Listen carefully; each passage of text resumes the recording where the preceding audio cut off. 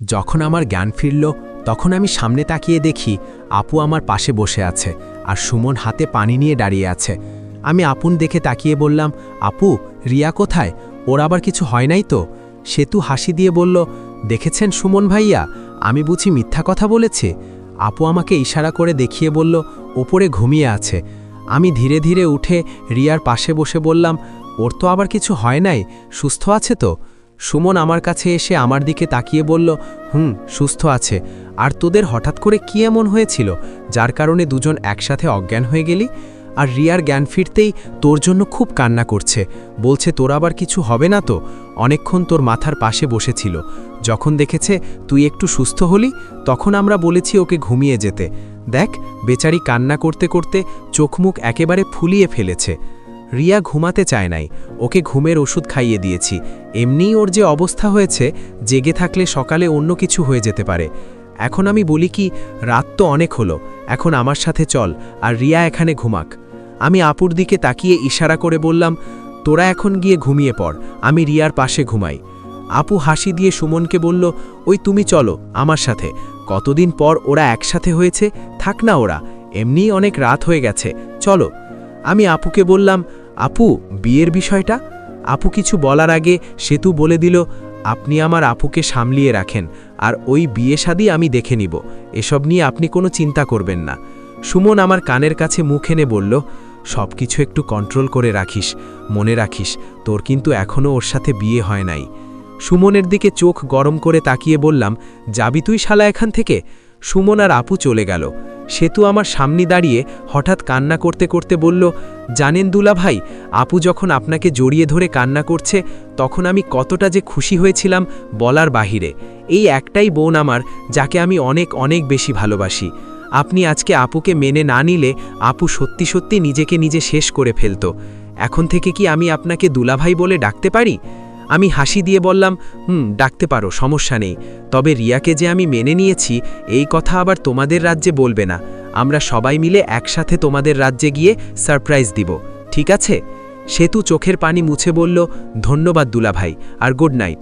আপুর দিকে খেয়াল রাখবেন, ঠিক আছে? এই বলে সেতু চলে গেল। আমি উঠে দরজা লাগিয়ে রিয়ার পাশে শুয়ে রিয়াকে শক্ত করে জড়িয়ে ধরলাম। আপনাদেরকে কি বলে বুঝাই, ভালোবাসার মানুষকে জড়িয়ে ধরার মাঝে যেই একটা অনুভূতি আছে বলার বাহিরে, মারাত্মক লেভেলের ফিলিং জড়িয়ে ধরার মাঝে। রিয়ার দিকে তাকিয়ে থাকতে থাকতে কখন যে আমি ঘুমিয়ে গেলাম বলতে পারি না। সকালে ঘুম থেকে উঠে দেখি রিয়া আমাকে নাকে মুখে ইচ্ছামতো চুমু দিচ্ছে আর বলছে, আমার ভালোবাসার মানুষকে আজকে আমি কাছ থেকে দেখতে পাচ্ছি। কতদিনের ইচ্ছা তোমাকে এভাবে কাছ থেকে দেখব, তোমার বুকে মাথা রেখে ঘুমাবো।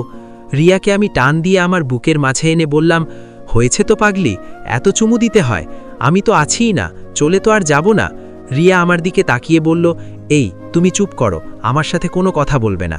আমাকে কষ্ট দিয়ে কি তুমি সুখ পাও? আমাকে মেনেই যেহেতু নিবে, তাহলে কেন আমাকে এত কষ্ট দিলে? বলো, কেন আমার সাথে এমন করলে? দেখো রিয়া, যদি আবার কান্না করো না তাহলে কিন্তু তোমার খবর আছে। আর রাতে এভাবে অজ্ঞান হয়ে গেলে কেন? তোমাকে দেখে আমি নিজেও পরে জ্ঞান হারিয়ে ফেলেছি। যদি তোমার কিছু হয়ে যেত তাহলে তুমি তোমার গিফটটা খুব তাড়াতাড়ি পেয়ে যেতে। রিয়াকে ছেড়ে দিয়ে বললাম, তুমি খুব খারাপ। তুমি কি এটা জানো না আমি তোমাকে ছাড়া বাঁচতে পারবো না? কেন তুমি বুঝতে চাও না? মানছি আমার একটা ইগো ছিল তোমার উপরে, তাই বলে তুমি আমাকে আটকাবে না? রিয়া আবার আমার বুকের উপর মাথা দিয়ে বলল, আমি তোমার পা ছুঁয়ে পর্যন্ত মাফ চেয়েছি, মনে নাই? আচ্ছা, এসব পুরনো কথা বাদ দাও, এসব কথা বলে নিজেকে আর কষ্ট দিয়ে লাভ নেই। এখন বলো, রাতে কি হয়েছিল? আসলেই আমার কি হয়েছিল বলতে পারি না, তবে তোমাকে জড়িয়ে ধরে কান্না করতে করতে আমার এমন হয়েছে। হতে পারে খুশিতে আমার এমন হয়েছিল, আর রাতে আমি ঘুমাতে চাই নাই। ওই সেতু আমাকে দুধের সাথে কি মিশিয়ে দিয়েছে, পরে আর কিছু বলতে পারি না। হয়েছে, আর কিছু বলতে হবে না। দেখো তো কান্না করে নিজের কি অবস্থা করেছো। এভাবে কান্না না করলে তোমাকে বুঝি আমার করে পেতাম? রিয়া, আই এম সরি, তোমাকে আমি কত কষ্টই না দিয়েছি। সরি, আমাকে মাফ করে দাও। আমি আমার খাঁটি ভালোবাসা হারাতে বসেছিলাম। এই, আমি বলেছি আমার কাছে মাফ চাইতে? আমি রিয়ার ঠোঁটে চুমু দিয়ে বললাম, অনেক সাধনার পর তোমাকে আমি কাছে পেয়েছি, এত সহজে আমি তোমাকে ছেড়ে দিব? আর রিয়া, তুমি যে আমার সাথে এই রাতে ছিলে, আমাকে তোমার সন্দেহ হয় না? রিয়া আমার চোখের দিকে তাকিয়ে বলল, আমি মানে তুমি, আর তুমি মানে আমি। এই কথাটা অনেকেই বুঝে না।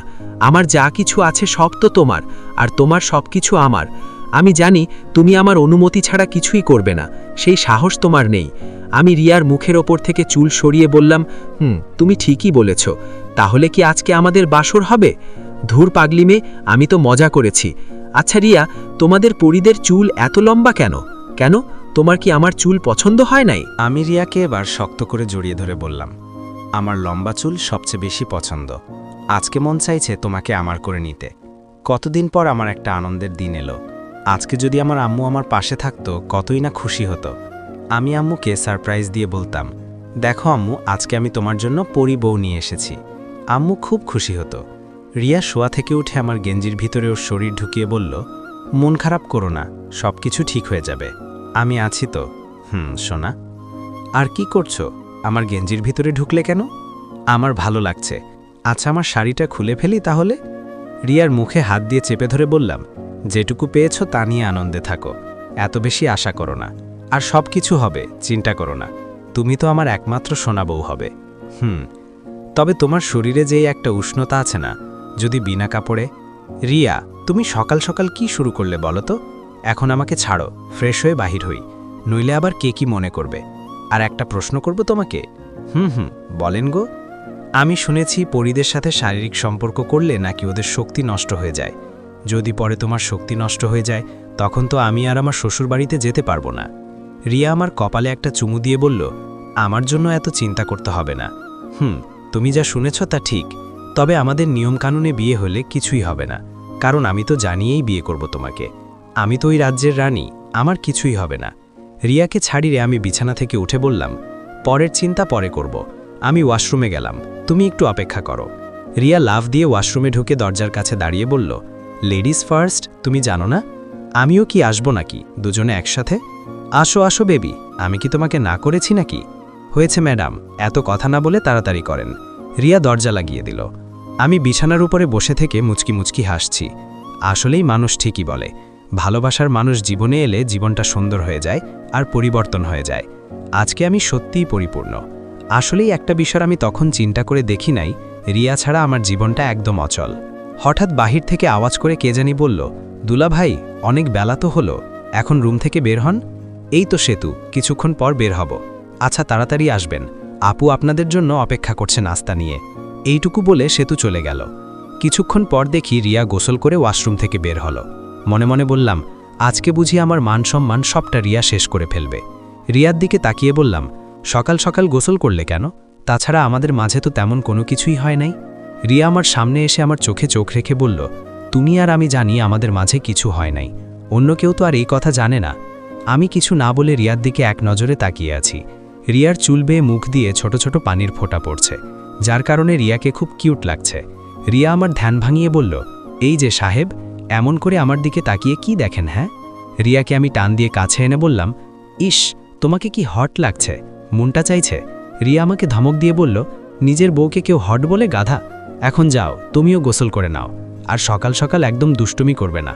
এখন যাও, ভদ্র ছেলের মতো গোসল করে এসো। রিয়ার ঠোঁটে ঠোঁট লাগিয়ে কিছুক্ষণ পর ছেড়ে দিয়ে বললাম, মনটা তো চায় তোমাকে।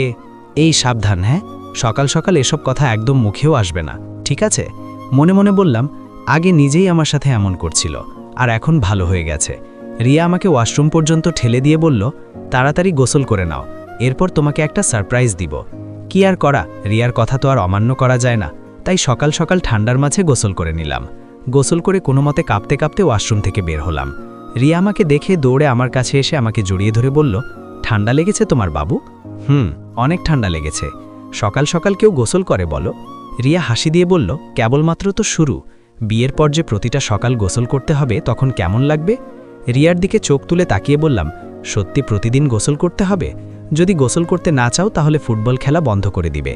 রিয়াকে ছেড়ে বুকে হাত দিয়ে বললাম, কিসের ঠান্ডা? হ্যাঁ, আমি বীর, তুমি জানো না? আমি বিয়ের পর প্রতিদিন সকালে 2 বার করে গোসল করব। আহা, আমার কতদিনের ইচ্ছা, অনেক ফুটবল খেলব। আহারে ইচ্ছা রে, ও ইচ্ছা। রিয়া হাসতে হাসতে বলল, এখন কাছে এসো, আমি রেডি করে দেই।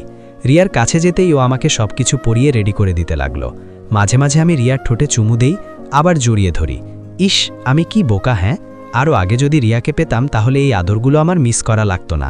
ওই পাগল, এত কি চিন্তা করো? হ্যাঁ, চিন্তা করছি যে একটা রাজ্যের রানী আর সে কিনা আমাকে সেবা করছে, এটা কি মানা যায়?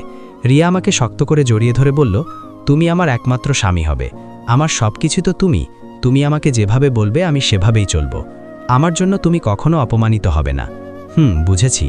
ওই বাবু শোনো না। বলেন গো মহারানী। আমাদের তো এখন বের হতে হবে না। আমি বলি কি, তুমি আমাকে এখান থেকে কোলে করে নিয়ে যাও, যেন সবাই দেখতে পারে আমার লাদেনকে আমি আবার ফিরে পেয়েছি। ওদের আমি দেখিয়ে দিব যে আমার ভালোবাসা কখনো বিফলে যাবে না। সাথে সাথে আমি রিয়াকে কোলে নিয়ে বললাম, এখন তুমি খুশি তো? রিয়া আমার গালে চুমু দিয়ে বলল, আমি অনেক অনেক খুশি। দরজা দিয়ে বের হতে হতে রিয়া বলল, জানো তোমাকে কখন খুব কিউট লাগে? যখন তুমি রেগে কথা বলো না তখন তোমাকে খুব কিউট লাগে, তখন মনটা চায় তোমাকে খেয়ে ফেলি। এই বোকামে, এসব কথা কেউ বলে? পরে সবাই আমাকে বলবে আমার বউ খারাপ কথা বলে। রিয়া মুখ বাঁকিয়ে বলল, কে কি বলবে? হ্যাঁ, এখানে তো তুমি আর আমি ছাড়া কেউ নেই। কে বলেছে নেই? আমার পাঠকগুলো আছে না, ওরা বলবে। যে যা ইচ্ছা তাই বলুক। আমার স্বামী, আমি তার সাথে কি করব না করব সেটা আমার মর্জি, বুঝলেন স্যার? তোমার সাথে আমি কথা বলে পারবো না, এখন চুপ থাকো তো। সিঁড়ি দিয়ে নিচে নামছি আর রিয়া ওর শাড়ির আঁচল দিয়ে আমার কপালের ঘাম মুছছে। আপু নিচ থেকে আমাদের দেখে বলল, আজকে সুন্দর একটা জুটি দেখলাম, একেই বলে খাঁটি ভালোবাসা। দেখো ওদের দুজনকে কত সুন্দর মানিয়েছে। রিয়াকে আপুর সামনে নামিয়ে বললাম, তুই তো এটাই চাইতি রিয়াকে আমি যেন বিয়ে করি, তোর জন্য শুধু ওকে আমি বিয়ে করছি, আবার অন্য কিছু মনে করিস না। আপু আমার কান ধরে বলল, হয়েছে, আর মিথ্যা কথা বলতে হবে না। আমাকে সেতু সব কিছু বলেছে, রাতে কি হয়েছিল। এখন নাস্তা করে নে। রিয়া আমার হাত ধরে আমার পাশে দাঁড়িয়ে বলল, আগে আমাদের দেখে বলো আমাদের দুজনকে কেমন মানিয়েছে। রিয়ার কথা শুনে আপু আর সুমন আমাদের প্রশংসা করল। সুমন তো বলেই দিল, তাহলে শেষমেশ তুই আমার কথা রাখলি। আমি জানতাম তোর বউ হবার যোগ্য যদি থাকে তাহলে সেটা একমাত্র রিয়াই হবে। আগামী দিনগুলো যেন তোদের ভালো যায় এই দোয়াই করি। আমি হাসি দিয়ে বললাম, অনেক অনেক ধন্যবাদ তোকে। সেতু রিয়ার পাশে দাঁড়িয়ে বলল, আমি কি বলেছিলাম মনে আছে আপু? আমি জানি দুলাভাই তোকে কখনো হতাশ করবে না, ওনার মতো কোনো মানুষ হয় না। আজকে সত্যি সত্যি আমার দুলাভাইয়ের প্রশংসা করতে হয়। রিয়া সবার সামনে আমার কপালে চুমু দিয়ে বলল, আমার লক্ষ্মী জামাইটা, যাও টেবিলে বসো, আমি খাবার দিচ্ছি। আমি লজ্জা পেয়ে টেবিলে বসলাম। আপু তো বলেই দিল, বাবা বিয়ের আগেই এত আদর, ভালো ভালো। এই ভালোবাসা যেন সারা জীবন আমার ভাইয়ের জন্য থাকে। আমি আর কিছু না বলে খেতে লাগলাম, আর রিয়া আমাকে খাবার তুলে দিতে লাগলো। হঠাৎ করে